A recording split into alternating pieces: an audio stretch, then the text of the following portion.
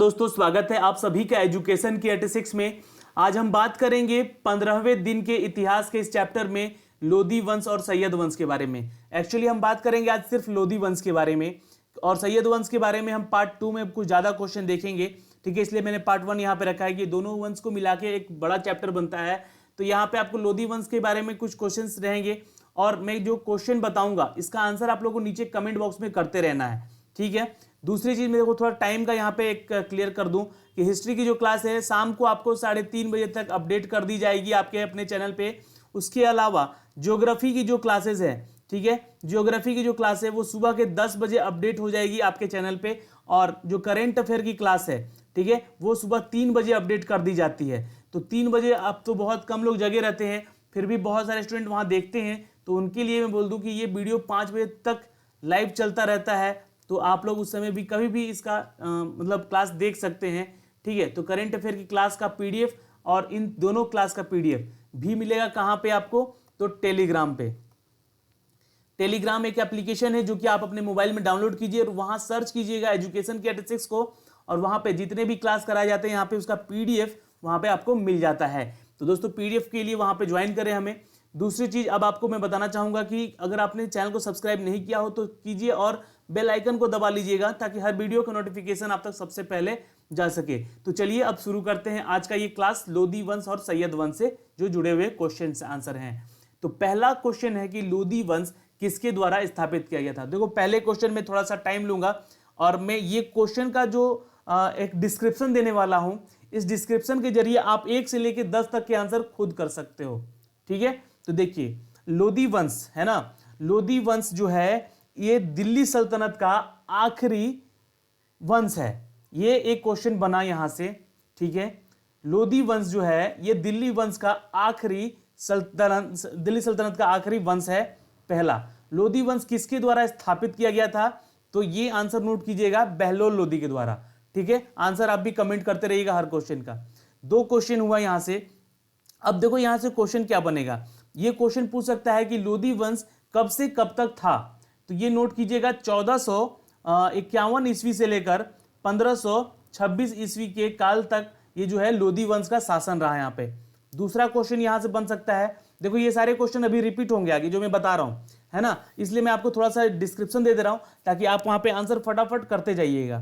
ठीक है, इसके बाद फिर 1526 ईस्वी में जो लोदी वंश को हराया था बाबर ने हराया था, याद रखिएगा। उसके बाद जो एक क्वेश्चन बनेगा कि मुगल साम्राज्य का नींव किसने डाला, तो बाबर ने डाला था। कब डाला था, तो 1526 में डाला था। इतना सारा चीज क्लियर है आपको यहां से। अब क्वेश्चन आगे देखते हैं, अब आंसर आपको करते रहना है। ठीक है, चलिए, किस युद्ध में भारत ने मुगल साम्राज्य की नींव रखी थी, तो मैंने क्या बताया, देखो बाबर ने हराया था और वो पहला युद्ध हुआ था जो पानीपत का युद्ध हुआ था। ठीक है, किसके बीच, तो बाबर और इब्राहिम लोदी के बीच। ठीक है, ये याद रखिएगा, इब्राहिम लोदी के बीच हुआ था ये पानीपत का पहला युद्ध। कब हुआ था, तो मैंने क्या बताया, 1526 में बाबर ने हरा दिया था लोदी वंश को। तो 1526 जो था वो पानीपत का पहला युद्ध था जिसमें कि इन्होंने अपनी नींव भी डाली थी और इब्राहिम लोदी को इन्होंने हराया भी था। यानी कि आखिरी जो शासक था इब्राहिम लोदी ही था। ठीक है, लोदी वंश का ये क्वेश्चन अभी आगे आएगा। आंसर कीजिए, लोदी वंश का अंतिम शासक कौन, आंसर कीजिए यहाँ पे नीचे कमेंट बॉक्स में आप लोग। ठीक है, तो आंसर यहाँ पे है इब्राहिम लोदी, बी है आंसर। अगला क्वेश्चन, आगरा शहर का संस्थापक कौन था। देखिए आगरा शहर को इन लोगों ने कैपिटल भी बनाया था। अब वो कौन सा वंश था जो कैपिटल बनाया था, याद कीजिए। ठीक है, तो आंसर नोट कीजिएगा, डी सिकंदर लोदी। ठीक है, सिकंदर लोदी के कार्यकाल कब तक था, तो 1489 है ना से लेकर 1517 है ना, 1517 ईस्वी तक ये कार्यकाल था सिकंदर लोदी का। और इसने क्या किया था कि दिल्ली से आगरा अपना राजधानी को ट्रांसफर किया था। ठीक है, आगरा लेकर आया था। तो आगरा शहर का संस्थापक भी कौन था, तो सिकंदर लोदी ही था। ठीक है, 1504 ईस्वी तक, इस दौरान 1504 ईस्वी तक सिकंदर लोदी ने आगरा शहर की स्थापना की और 1506 में इसको अपनी राजधानी बना दी। ये क्वेश्चन पूछ सकता है दोस्तों, 1506 में इसको अपनी राजधानी बनाई थी आगरा को, याद रखिएगा, है ना। ये क्वेश्चन हो सकता है एग्जाम में पूछे, इंपॉर्टेंट है। चलिए अब इससे रिलेटेड क्वेश्चन अभी आगे आएंगे और मैं बताऊंगा इससे रिलेटेड। ठीक है, तो एक क्वेश्चन मैं बता देता हूं और यहाँ पे कि जो सिकंदर लोदी था वो भूमापन में जो प्रचलित था सिकंदरी गज का प्रारंभ भी इसने करवाया था। सिकंदरी गज, याद रखिएगा नाम, सिकंदरी गज जो भूमापन के लिए एक पद्धति है ये, ठीक है, जो कि इसके शासनकाल में ही था। ओके, अगला क्वेश्चन, निम्नलिखित में से किस युद्ध के द्वारा दिल्ली में मुगल साम्राज्य की नींव रखी गई? आंसर कीजिए, इसका आंसर मैंने अभी पीछे बताया है, ठीक है। तो आंसर है पानीपत का पहला युद्ध 1526 ईस्वी में। ओके, ये मैं आपको बार बार इसलिए बता रहा हूं कि ये क्वेश्चन आपको याद हो सके एकदम। यहां पे क्वेश्चन वीडियो देखोगे तो आपको याद हो जाएगा, पीडीएफ धरा का धरा रह जाएगा आप लोगों का, पर यहां पे क्वेश्चन का आंसर करोगे तो आंसर आपको याद रहेगा डेफिनेटली। आंसर कीजिए दोस्तों। आंसर, अगला क्वेश्चन, निम्नलिखित में से कौन दिल्ली का अंतिम सुल्तान था? चलिए, ये तो मैंने अभी बताया थोड़ी देर पहले, दिल्ली का अंतिम सुल्तान जिसके साथ बाबर का युद्ध हुआ था 1526 ईस्वी में, उनका नाम था इब्राहिम लोदी। तो आंसर क्या होगा? डी। चलिए, क्वेश्चन नंबर 7 का आंसर कीजिए, दिल्ली सल्तनत का शासन कब समाप्त हो गया? तो देखिए, दिल्ली सल्तनत का शासन समाप्त हुआ तो ये कब हुआ? तो ये हुआ दोस्तों बी 1526 में, ठीक है। 1526 में कौन आ गया? तो 1526 में आ गया बाबर, ठीक है। तो दिल्ली सल्तनत का शासन समाप्त हुआ किनका? तो लोदी वंश का। इन लोदी वंश से हम लोग पढ़ रहे हैं, थोड़ा क्वेश्चन यहाँ पे ये लिखना था कि लोदी वंश का दिल्ली सल्तनत में शासन कब समाप्त हुआ?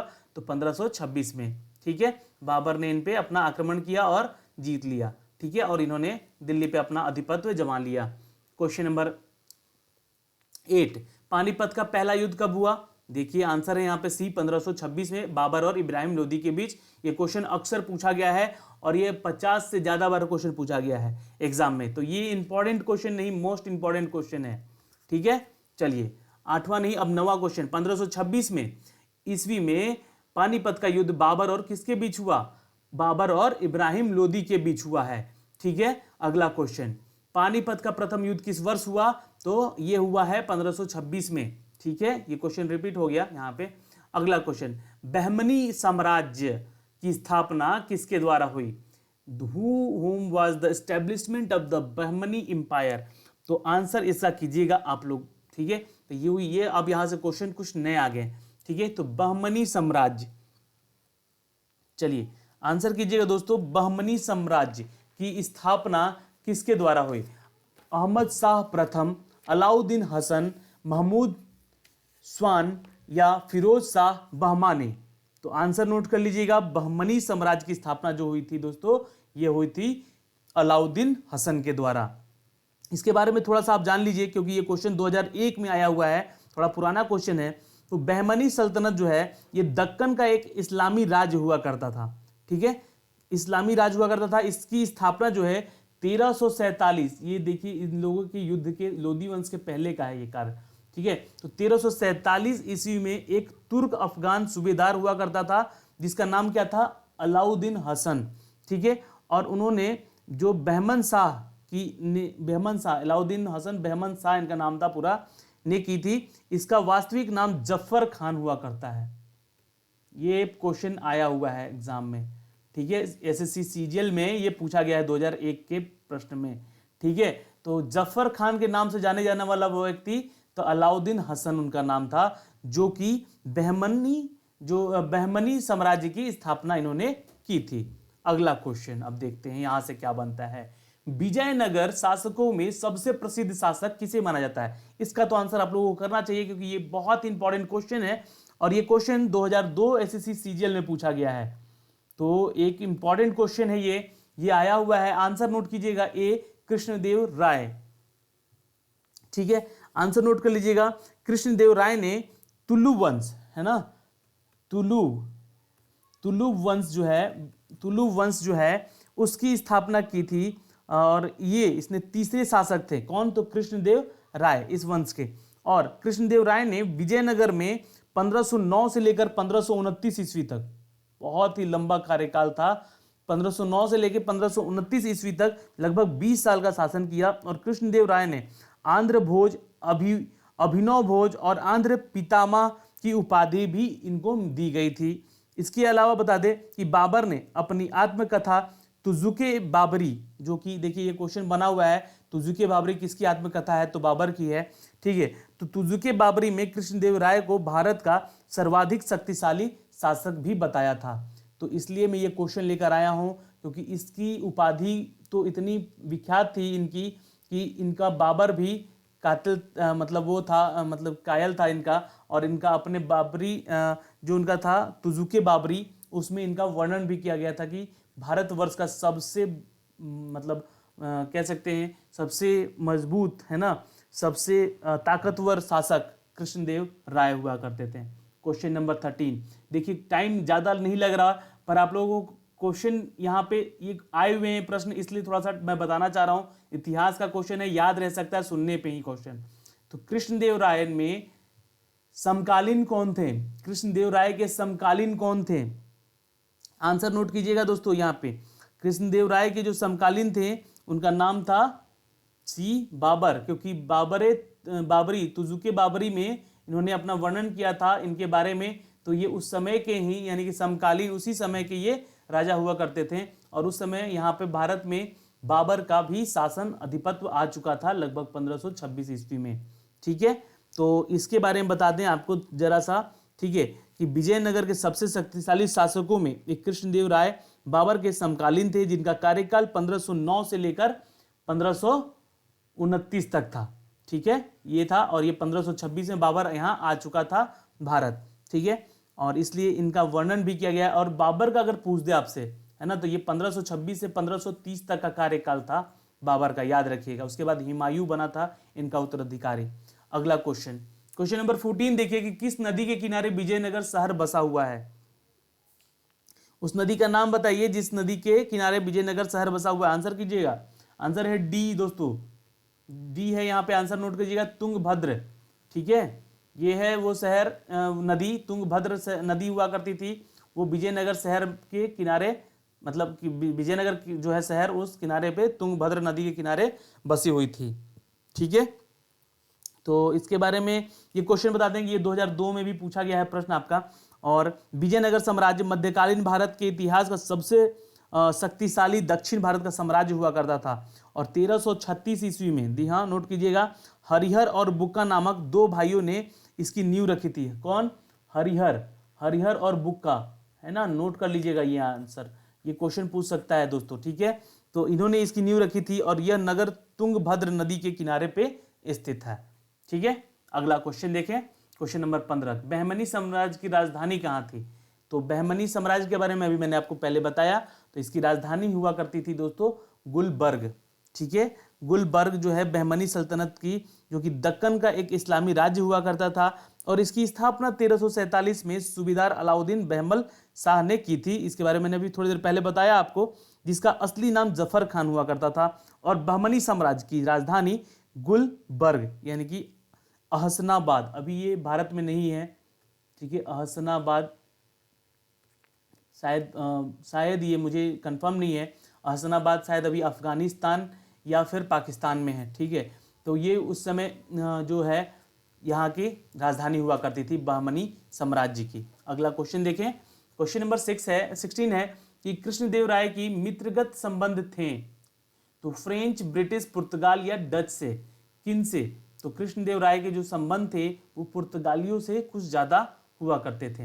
इनके बारे में इतिहास में बहुत आप लोग पढ़ोगे, ये उस समय बहुत ही फेमस राजा हुआ करते थे कृष्णदेव राय। ठीक है, तो ये आंसर नोट कर लीजिएगा कि सम्राट जो थे कृष्णदेव राय पुर्तगालियों के साथ मित्रतापूर्ण संबंध रखते थे, और पुर्तगालियों को इन्होंने भारत में व्यापार करने का भी आदेश दिया था, और पुर्तगालियों ने इन्हें अरबी घोड़े और शस्त्र भी दिए थे, जिसमें कि वह अपनी सेना को शक्तिशाली बनाने में सफल रहे और अपने साम्राज्य का बचाव भी बहुत सालों तक किया।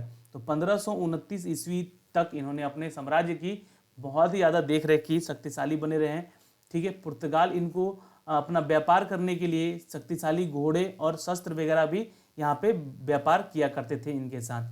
ठीक है, क्वेश्चन नंबर 17 देखते हैं, विजयनगर साम्राज्य का अवशेष पाया गया था बीजापुर, गोलकुंडा, अहमदनगर या बेरार में? तो आंसर नोट कीजिएगा दोस्तों, यहाँ पे आंसर है सी, अहमदनगर में। जी हाँ दोस्तों, महान विजयनगर साम्राज्य का अवशेष हम्पी सभ्यता आप लोगों को पढ़ोगे अभी हिस्ट्री में। ठीक है, हम्पी सभ्यता कहाँ की है? तो कर्नाटक की है। ठीक है, याद रखिएगा दोस्तों, ये सारे क्वेश्चन में जो बता रहा हूँ अलग से, ये पीडीएफ में नहीं मिलने वाला, ये वीडियो देख के ही आपको फायदा होने वाला है। ठीक है, तो हम्पी जो सभ्यता थी वो कर्नाटक की थी और उस समय वहाँ के अवशेष पाए गए किसके, तो विजयनगर साम्राज्य के अवशेष पाए गए थे। ठीक है, और यह नगर तुंगभद्र नदी के किनारे बसा था और हम्पी के मंदिर जो कि अभी भी फेमस है, उसको यूनेस्को द्वारा, यूनेस्को जो कि वर्ल्ड वाइड इसका जो जितने भी हेरिटेज हैं उनका ये देख रेख करता है। ठीक है, तो यूनेस्को के द्वारा अभी भी 1986 में, अभी हाल ही में 1986 में इस मंदिर का, हम्पी मंदिर का विश्व विरासत धरोहर में इसको शामिल कर दिया गया है। हम्पी एक मंदिर भी है। ठीक है, याद रखिएगा। ठीक है, ये क्वेश्चन बन सकता है 1986 में ही, ये तो लेटेस्ट है थोड़ा, तो ये क्वेश्चन यहाँ से बन सकता है। ठीक, चलिए अगला क्वेश्चन देखें। तालीकोटा का प्रसिद्ध युद्ध लड़ा गया था। चलिए आंसर कीजिए, इसका तो आंसर आप लोग कर सकते हैं क्योंकि ये क्वेश्चन अभी हाल ही में ग्रुप डी के एग्जाम में पूछा गया था, तो जो भी कैंडिडेट ग्रुप डी का एग्जाम दिए हैं वो इसका आंसर कर सकते हैं। ठीक है, तो तालीकोटा का प्रसिद्ध युद्ध लड़ा गया था दोस्तों 1565 ईस्वी में। नोट कीजिएगा, तालीकोटा का जो युद्ध था 1565 में कहाँ लड़ा गया था, तो विजयनगर, है ना, विजयनगर साम्राज्य और दक्षिण के सल्तनतों, जी हाँ, विजयनगर और दक्षिण के जो सल्तनत हैं दक्षिण भारत के, उनके बीच में लड़ा गया था, जो कि घमासान युद्ध हुआ था और इसका परिणाम था कि विजयनगर की इसमें हार हो गई थी। ठीक है, ये कब हुई थी, तो ये हुई थी 1565 ईस्वी में। ओके, तो ये क्वेश्चन इंपॉर्टेंट है, तो यहाँ से ये क्वेश्चन बन सकता है जिसमें कि हिंदू शासन का ये पतन माना जाता है 1565 ईस्वी में। जी हाँ, 1565 ईस्वी में ये क्वेश्चन बना है एग्जाम में। ये कब बता दें आपको, एमटीएस 2013 में प्रश्न पूछा गया है।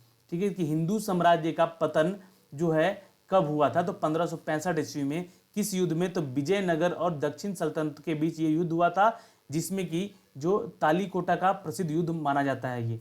ठीक है, इतने सारे टॉपिक है यहाँ से, ये क्वेश्चन बन सकता है कुछ भी, तो नोट कर लीजिएगा। अगला क्वेश्चन देखते हैं, विजयनगर शहर किस शहर के नाम से जाना जाता है, तो ये है दोस्तों सी, हम्पी शहर के नाम से जाना जाता है। हम्पी मंदिर है वहाँ पे बहुत ही फेमस, ये आंसर नोट कर लीजिएगा, इंपॉर्टेंट है सी, यहाँ पे हम्पी मंदिर भी है और ये कर्नाटक में है। तो अगला क्वेश्चन देखें, चलिए, निम्नलिखित में से किसे दिल्ली सल्तनत में शासन नहीं किया, चलिए आंसर कीजिएगा दोस्तों। ये क्वेश्चन नंबर 20 बहुत इंपॉर्टेंट है कि निम्नलिखित में से किसने दिल्ली में शासन नहीं किया, तो गुलाम वंश, सैयद वंश, खिलजी वंश या गौरी वंश, तो आंसर है दोस्तों गौरी वंश ने। जी हाँ, गौरी वंश ने दिल्ली सल्तनत पे आज तक शासन नहीं किया था।